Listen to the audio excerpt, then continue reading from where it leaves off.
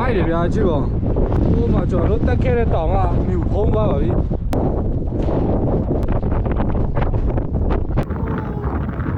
ဒီနေ့ညတော့ကျွန်တော်တို့ဒီရေခဲပြင်ပေါ်မှာအိပ်ရပါမယ်ဘယ်လောက်လူရှင်းသေးလဲဆိုဒီမှာတက်နှလုံးပဲရှိတယ်ပြေးပဲဆင်းရပါဖြစ်ဟေးဟေးဟေးဟေး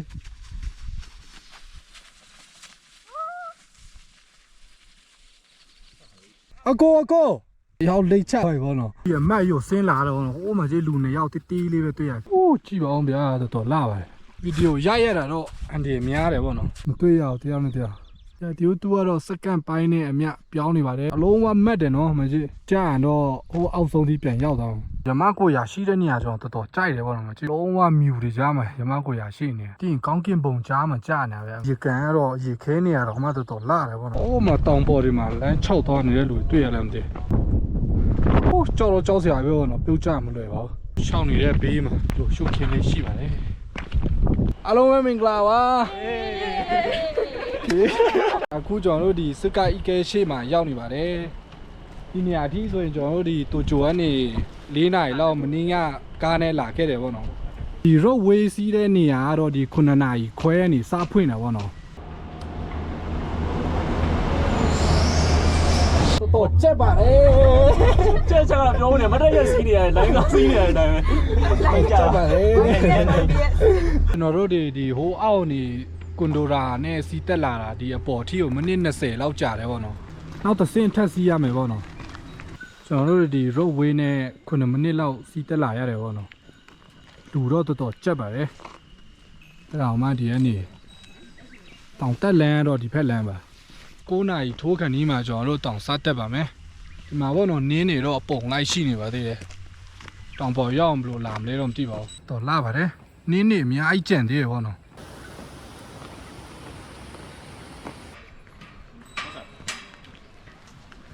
ဒါတော့ကျွန်တော်တို့တောင်တက်လန်းစပါပြီကျွန်တော်တို့တက်မဲ့တောင်ဒီတောင်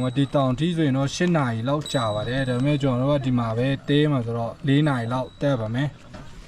ခေပါဒါတော့တက်လန်းစပါပြီအနေပုံကြီးပါဟောကြီးပါလေဒီမှာခုမှဆဆသွားတဲ့နင်းတွေကတော်ကြံသေးရပေါ့နော်လမ်းနေတော့မမြင်ရဘူးဒီမှာဘာဒီလိုအပန်းရောင်အမတ်သားလေးနဲ့ဒါလမ်းသူတို့တမတ်ထားပြီးတာပါလမ်းတွေပျောက်နေရပေါ့နော်ကင်မရာပါတဲ့လူတွေတွေ့တော့လုံးဝရှယ်မိုက်တဲ့ရှုခင်းကြီးပါလမ်းကြောင်းနေထားတော့ဒီလိုပေါ့နော်ဒီနင်းတွေကနည်းနည်းဖွားလေးဖြစ်သွားတော့နင်းတာကတော့ကောင်းပါတယ်တိတ်မလျှော်တော့ဘူးပေါ့နော်ဒီရှုံနေပါလေတိုးနေရ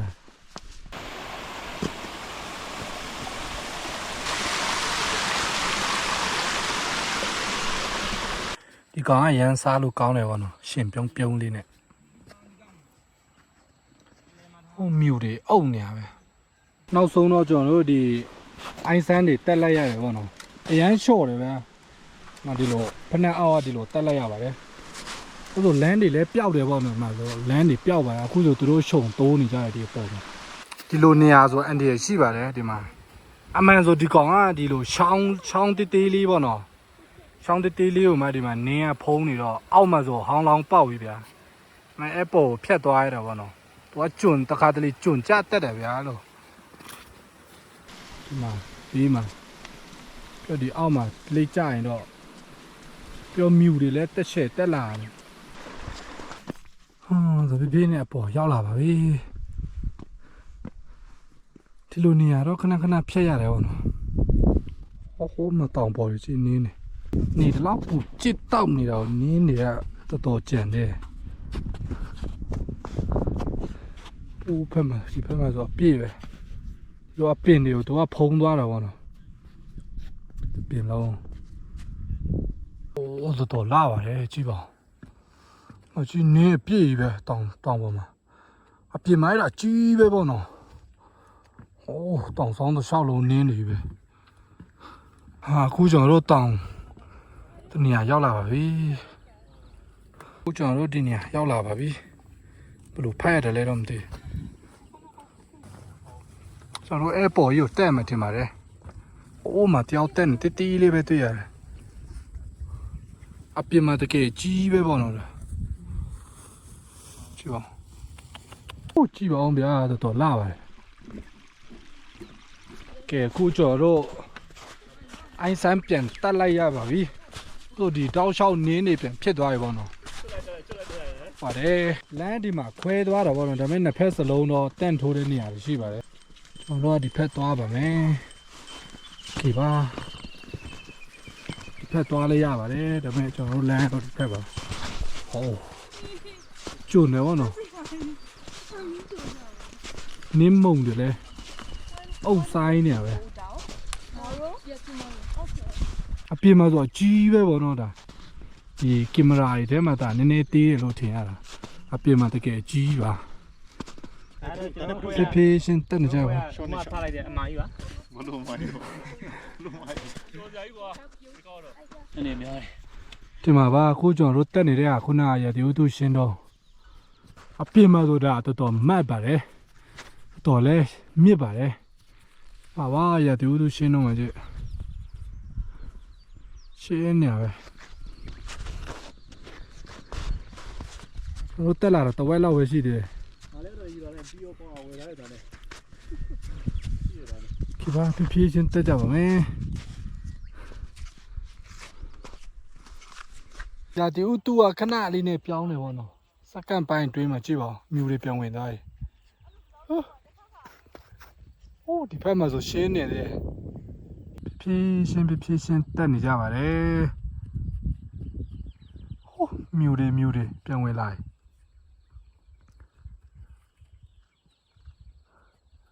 တော်မှတ်ပါတယ်ဒီဘက်ဆိုပြောင်းချောရမှာကျွန်တော်တို့တက်လာတော့တော်ကြာပါပြီတော်ကြာပြီဟိုဒီမရောက်သေးဘူးနော်မကြီးမြူတွေလည်းပိတ်နေပဲဘာမှမတွေ့ရဘူးတယောက်နဲ့တယောက်တော့ကောင်းမတွေ့ရဘူးဒါတော့လိတ်ကြတော့မလွယ်ဘူးပေါ့နော်အောက်ဆုံးထိပြန်ရောက်မှာပဲမတွေ့ရဘူးတယောက်နဲ့တယောက်ဟိုအောက်မှာတယောက်ကျန်တဲ့နေရာဟိုအောက်မှာဒီတူကတော့စက္ကန့်ပိုင်းနဲ့အမြပြောင်းနေပါတယ်မကြီးနည်းနည်းမိုးပြအုပ်လာပြီလုံးဝကျွန်တော်တက်တာကြည့်ပါဟိုးအောက်နေရောက်ဆိုတော့တော်တော်ဟိုးအောက်မှာကျန်ခဲ့သေးတယ်အလုံးဝမတ်တယ်နော်မကြီးကျွန်တော်တို့ကြာတော့ဟိုးအောက်ဆုံးထိပြန်ရောက်သွားအောင်ပူတော့ဒီတနာရီနဲ့မှ36မိနစ်ရှိတော့ပါပြီကျွန်တော်တက်လာတော့တနာရီခွဲတော့ကြော်သွားပြီပေါ့နော်ဒါတော့မရောက်သေးဘူးရှိုးလူတွေကလည်းဟိုအောက်မှာပြတ်ကျကြံခဲ့တယ်နောက်ထပ်9မိနစ်လောက်ဆိုနင်းတော့ကုန်ပြီလို့ထင်ပါတယ်ဒီနားဆိုတောလေးပြန်ဖြစ်သွားပြီပေါ့နော်အောက်ရှိရင်းနေစတက်လာတာဒီထီဆိုရင်တနာကြီးခွဲကြော်ကြပါတယ်လောလောဆယ်တော့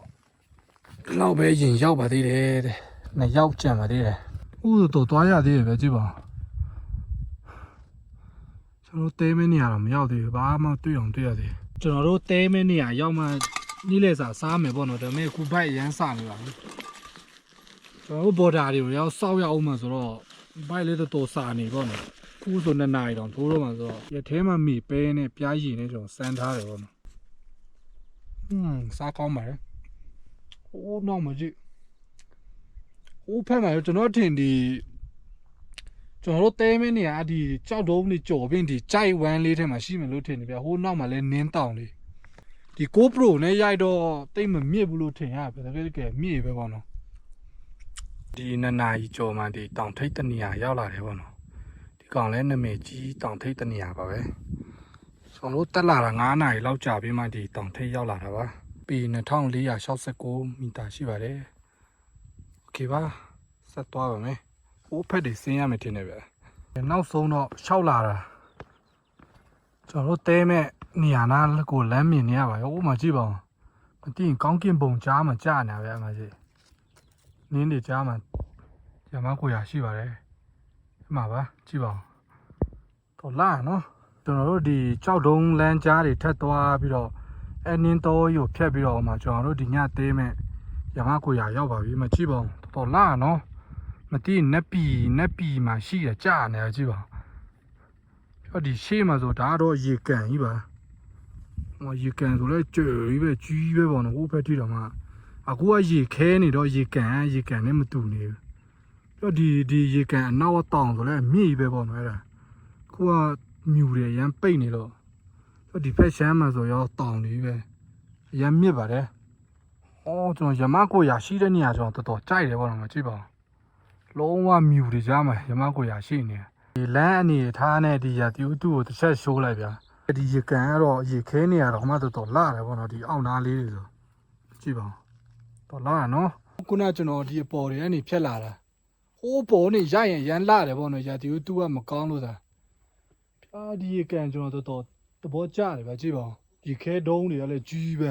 ရာတီဦးသူ့ကအရေးကြီးပါတယ်လွယ်တော့မလွယ်ဘူးပေါ့နော်ရာတီဦးသူကောင်းတဲ့အချိန်အမြန်ထုတ်ရိုက်ပြရတာတော့ခါတလေအဆင်မပြေပါဘူးသူကနေတာနေတော့ရမ်းလာတယ်ပေါ့နော်ကြည့်ပါဦးတော့မိုက်ပါလေဒီကံဘေးနေဖက်သွားတယ်နားလေးမှာပဲကျွန်တော်တို့တဲတဲ့နေရာရှိတယ်ပေါ့နော်မြူကြောက်ကြည့်ပါဦးဘာမှမတွေးရအောင်ဒါပေမဲ့ဆက်တန်နေတော့ကြားနေရတယ်ပေါ့နော်ဒီမှာဗာမြူတွေဘယ်လောက်ပိတ်လဲဆိုအဲ့ဒါပဲကြည့်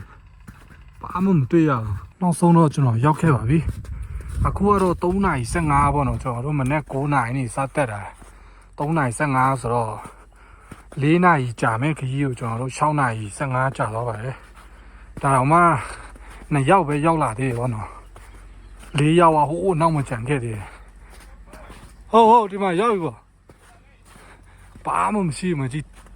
တန့်ဆိုရောနှလုံးလောက်ပဲရှိတယ်ဒီမှာမြူတွေပဲဘာမှမတွေ့ရတယ်ဒီမှာဒါတော့ရမကိုရာတွေပါရမကိုရာကတော့ကြေးပဲပေါ့နော်ကြီးလဲကြီးပါတယ်โอเค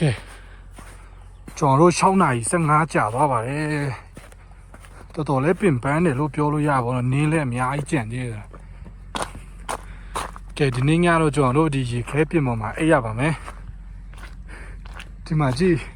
ဒီနေရာဘလောက်ဒီရာဒီကဘလောက်လူရှင်းသေးလဲဆိုဒီမှာတက်နှလုံးပဲရှိတယ်ပြီးရင်ကျွန်တော်တို့တက်3လုံး4လုံးနဲ့ကျွန်တော်တို့6ရောက်တော့တက်4လုံးပါဒီတက်2ရောက်ဒီတက်2ရောက်ဟိုတက်နှလုံးက1ယောက်1ယောက်စီဒီနေ့ကတော့ဒီနေရာကကျွန်တော်တို့ပထမဦးဆုံးလူတွေပါတက်လာထိုးကြတာသူတို့လည်းဒီဟာဖွင့်တယ်မှာဒီနေ့မှစဖွင့်တာပါနော်တို့ပထမဆုံးပါမရတီဦးသူ့ကိုကြည့်လိုက်အောင်များဘာမှမတွေ့ရဘူးမြူတွေပဲမနေ့ကျရင်ကျွန်တော်တို့ထင်ကျွန်တော်တို့ဟိုးပေါ်တက်မယ်ထင်တယ်ဗျာလုံးဝနင်းတောင်ပဲပေါ့နော်ဒါကတော့ကျွန်တော်တက်ကျွန်တော်ဘော်ဒါနဲ့ကျွန်တော်နဲ့ဒါကတော့ကျွန်တော်တို့ညစာပါဟောတော့ဒီဟာစားပါတယ်စံပြုတ်နေတော့လည်းတူသွားလက်ဖက်တုပ်ဒါကတော့ဝက်သားဒါကတော့ဘီယာဒါကတော့ခောက်ဆွဲတဲ့ကြောက်ဆွဲပြုတ်တက်နေမှာပါ3ယောက်ခါနေမှာဆိုင်ထဲမှာထပ်သွားစားပါမယ်မဝိုင်းဘလို့စေဒီကားရင်စားလိုက်ပါမယ်ကဲအခုကျွန်တော်တို့မင်းညတော့ဟာဒီအဲ့တဲ့နေရာနေအခုတောင်ထိပ်ကိုစတက်ပြီပေါ့နော်ထားတာတော့3:00ခွဲ4:00ဒီပါထားတာပြောတယ်အမေ PC သိမ်းပါညာလဲဆိုအခု9:00မှစတက်ဖြစ်ပါတယ်ငါတချို့ဂျပန်တွေတော့မသိမ်းကြသေးဘူးပေါ့နော်ဒါပေမဲ့နေထွက်တာကျွန်တော်မမီလိုက်ဘူးလေနေရထွက်ပြီးသွားပြီပေါ့နော်နောက်မှာပြန်တော့မိုးအုပ်သွားပြီကဲအခုအဲ့တောင်ထိပ်အထီကိုတော့4:00ကြာတယ်ပေါ့နော်ကြာပါမင်းညနေကနင်းတောင်နင်းဖက်တက်မှာပါโอเคဒီလွယ်အဲ့ထဲမှာလွယ်အဲ့တော့ထားခဲ့ကြတယ်ပေါ့နော်ဘုံတော့မှာဒီပေါ့ပါလွယ်အဲ့ဒီလေးပဲစားစရာပါညာယူတက်ပါတယ်ကဲအခုကျွန်တော်တို့9:00မှာစတက်ပါမယ်ဒါတော့နက်စာရှုပ်တက်နေရတယ်ပေါ့အိုးကြည့်ပါအပြင်မှာကြီးပဲပေါ့နော်ဒါဒီမှာကြည့်ဟိုးရှေ့မိုင်းနော်ဒါဝနေတာနည်းနည်းထပ်ထွက်ရင် special ပဲ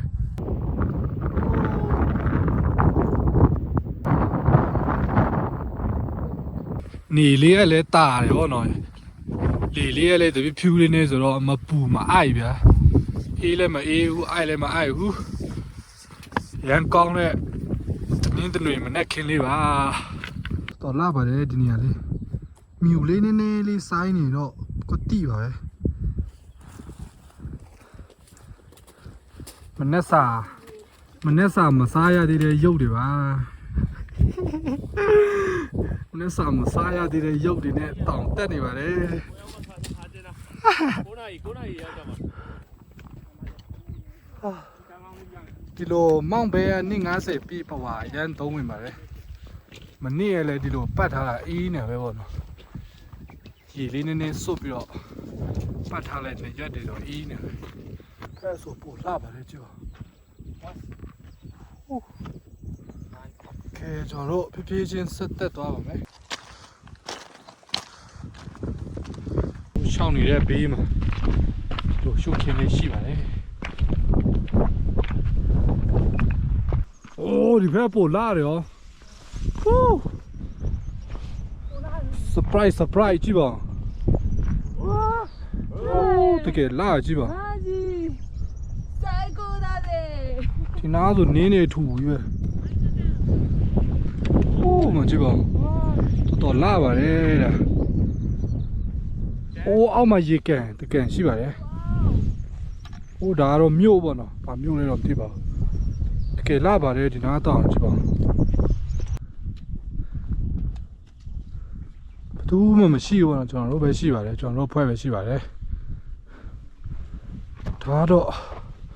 ဒီနားတနေရာတော့ဘာနေရာလဲတော့မသိပါဘူးမဖတ်တတ်ပါဘူးဒါလည်းတောင်ထိတ်တနေရာလို့ပဲထင်ပါတယ်ထိတ်တော့မဟုတ်တော့ဘာရဲ့အတမဆိုလားလို့ခါဦးဆိုလားလို့ရေးတာဒီမှာပါတီးတယ်လို့ကောမန့်မှာတစ်ချက်လောက်ဝင်ရေးလိုက်ပါ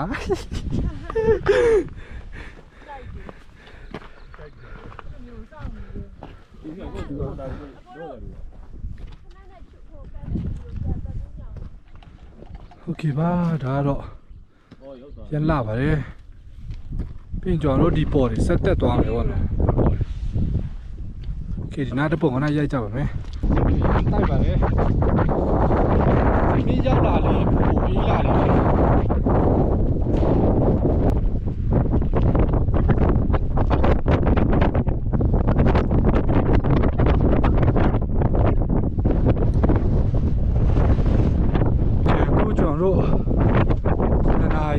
ကျော်ရှင်းလိုက်ထုတ်ကနေမှာ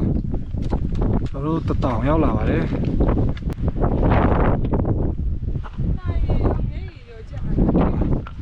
ဟိုးဖတ်ဒီဆက်တက်သွားပါမယ်ဘုမမရှိဘူးတောင်တက်မှာလာတော့တော့ပြန်ရမှာဘူးရှိတယ်ပေါ့အောက်ထိပ်တနေရ2066မီတာရှိတယ်ဒါတော့ကျွန်တော်ကြားတယ်ထက်သွားရတဲ့သူများတွေဆိုအဲ့တောင်ထိတ်ရနေတော့ကျွန်တော်တို့မနဲ့တော့အသေးခဲ့တဲ့ဘက်ကိုပြန်ဆင်းနေကြခဲ့များဟိုးကြည့်ပါရှင်းလာပါတယ်အိုးမတောင်ပေါ်ဒီမှာလမ်း6သွားနေတဲ့လူတွေ့ရလားမသိ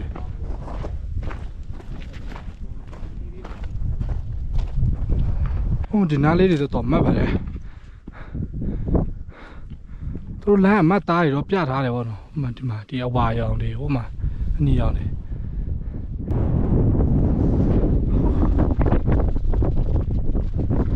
ဒီနင်းနေတော့ထူပြီးပဲပါနော်ဒီ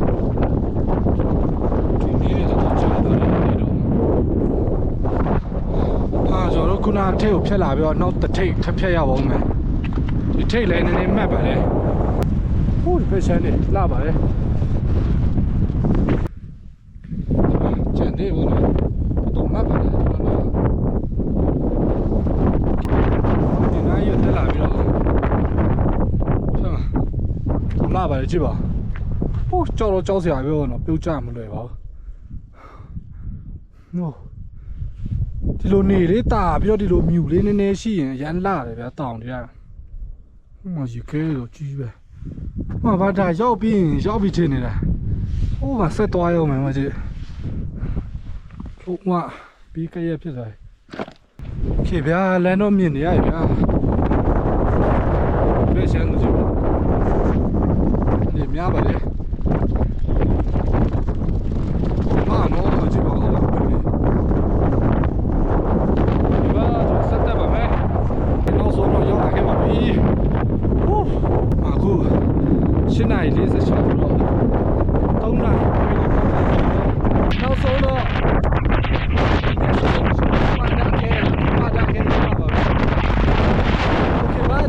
ရောက်ပဲရောက်တယ်ပေါ့နော်နောက်မှရောက်ချက်မှလေးတယ်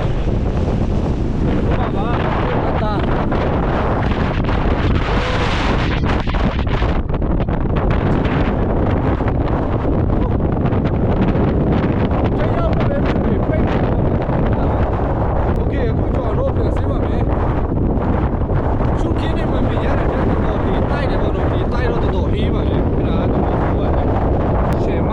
ကြည့်ပါ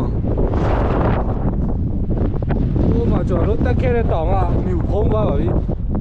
ဟိုတကယ်လာပါတယ်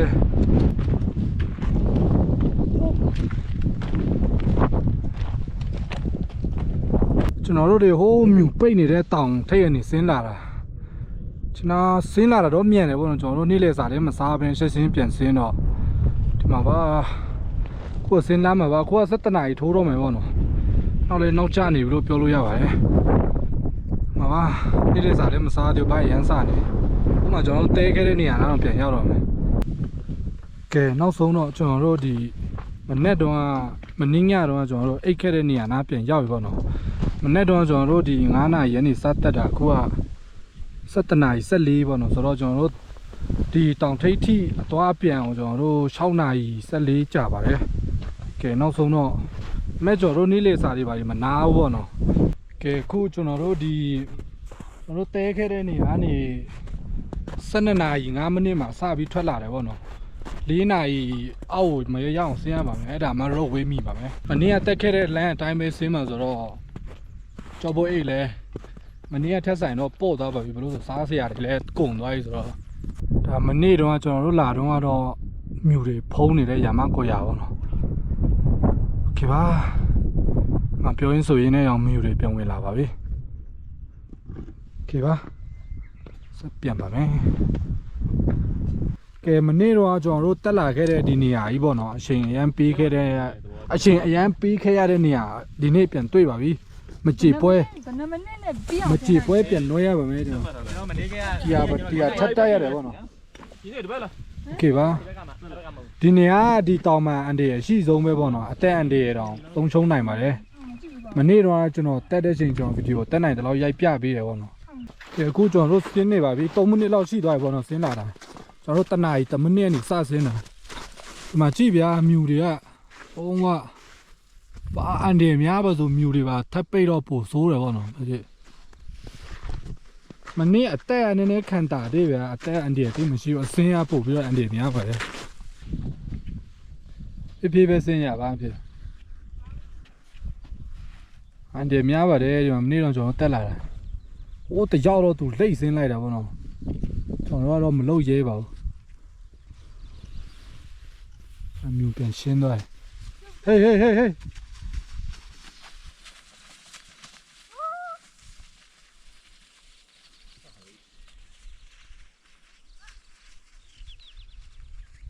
အကို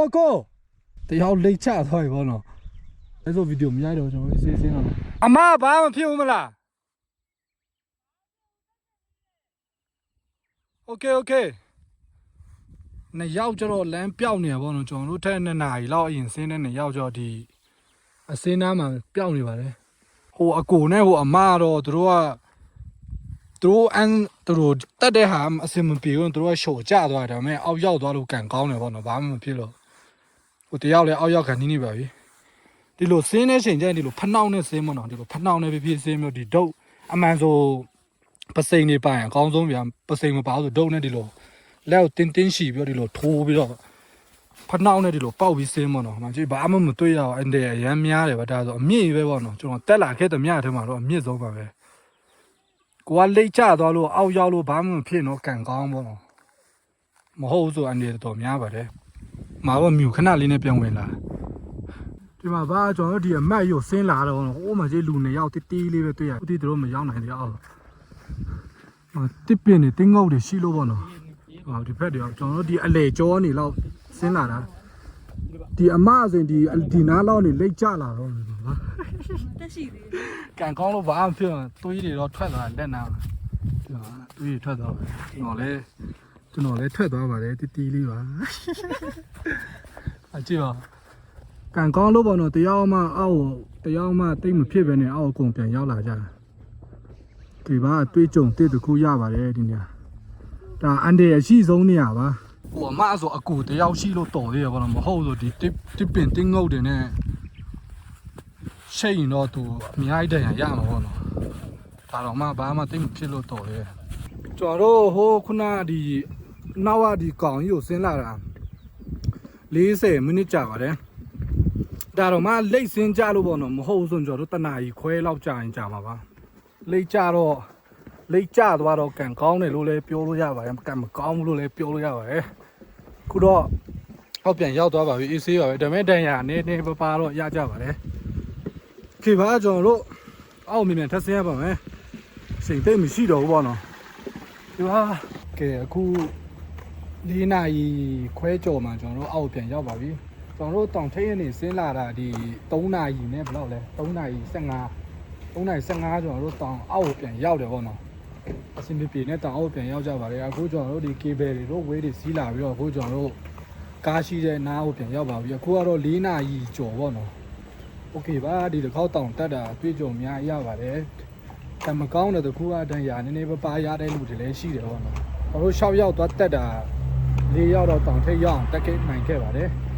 ကဲအခုကျွန်တော်တို့